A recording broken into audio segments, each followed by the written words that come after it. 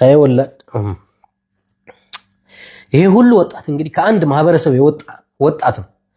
ከራያ ውስጥ የወጣ ወጣት ነው። ከአንድ ቀዬ የወጣ ወጣት ነው። ባለፈው ስንት መቶ ምናምን ሰው በአንድ ጀንበር አልቆ የራያ እናት እንባዋ ሳይደርቅ እንደዚህ የደም እንባ እያለቀሰች አሁን ደግሞ ይሄን ሁሉ ወጣት እስከ መቼ ነው ግን? ቆይ እስከ መቼ ነው?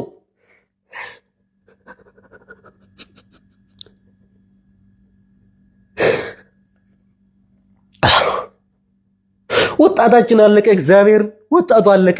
ማርያም እንዴ አስካስቡት። ቢያንስ እኮ በዚህ 2 ወር ውስጥ እንኳን እኮ ስንት ወጣት ነው ያለቀው?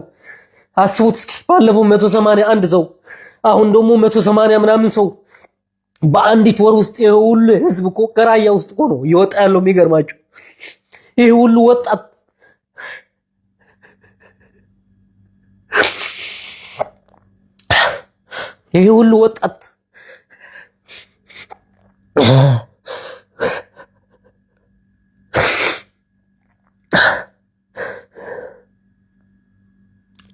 ስንት ጠፍቶ የወጣ ወጣት አለ። ስንት ቤተሰቡን ሳያስፈቅድ እናት አባቱን ሳይናገር የወሰደውን ከቤት ያስወጣው ደላላ እንኳን ሳያቅ ዝም ብሎ በዋለበት ለከብት እረኝነት በወጣበት አስጠፍተው የወሰዷቸው ስንት ልጆች ይኖራሉ።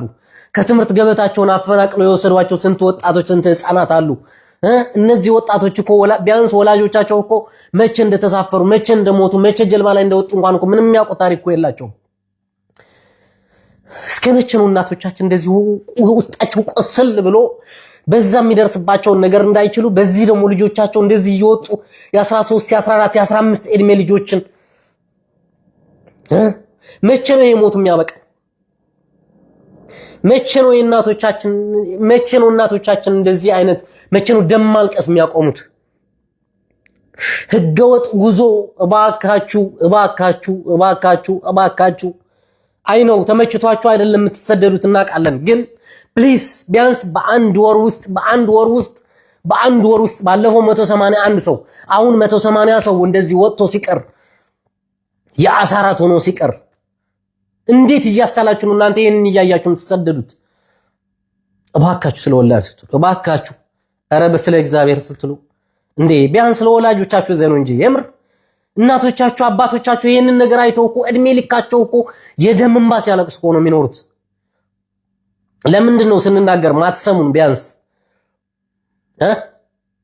እኛ እኮ ለእናንተ ብለን እኮ ነው እንደዚህ ስንጮህ የምንውለው የምንናገረው እኮ ክፉ አይን እያየን ስለሆነ እኮ ነው። እንደዚህ አይነት የሚዘገንኑ አስክሬኖች እየተላኩልን ስለሆነ እኮ ነው። ሁሉም የሚላክልን ነገር ወደ ሚዲያ አናወጣውም። አይተነው ቅስማችን ስብር ብሎ ዝም የምንለው እኮ ስንት ነገር እኮ አለ። ኧረ ስለ እግዚአብሔር ኧረ እንዳው ስለ ወላድ ስትሉ ባካችሁ እስኪያስቡት 300 ምናምን ሰው ባለፈው 100 ምናምን ሰው አሁን ደግሞ 180 ሰው ባለፈው 181 አሁን 180 300 ምናምን 60 ምናምን ሰው በአንድ ወር ውስጥ ከራያ ማህበረሰብ ማለቅ ማለት ይሄን ሁሉ ወጣት እስኪያስቡት። በሌላው በኩል ደግሞ ከሌላው የኢትዮጵያ ክፍል ደግሞ ልክ በዛው ልክ እየወጣ እንደዚህ ሲያልቅ በሳዑዲ ድንበር እንደ ቅጠል ይረግፋል። በዚህ በባህር ላይ የአሳራት ሆኖ ይቀራል። ምንድነው የምናደርገው? ኧረ እባካችሁ ስለወላድ ኧረ ስለ እግዚአብሔር ስለፈጠራችሁ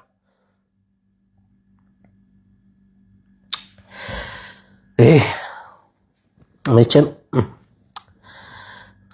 ልጆች እያስጠፋችሁ የምትወስዱ ደላሎች በተለይ ማለት ነው። መቼም የዚህ ሁሉ እናት መርገም እኔ እመኑኝ ልትበሉት ነው፣ ሊዋጥላችሁ ነው ገንዘብ። ህፃናት ልጆች እያስጠፋችሁ እየወሰዳችሁ ወላጅ ሳያቅ ልጄ የት ገባ ብሎ እየተጨነቀ በዚህ ሰዓት ሊዋጥላችሁ ነው። እንጀራ ሊሆናችሁ ነው፣ ገንዘብ ሊሆናችሁ ነው። ይሄንን ገንዘብ ሊያሳልፍላችሁ ነው። ሪሊ ነገ ጧት ይሄንን ሰርታችሁ አሁን ሀገር ቤት ገብታችሁ ኑሮ ልትመሰርቱ ልትኖርበት ሊበላችሁ ነው። እንዴት ነው የሚዋጥላችሁ?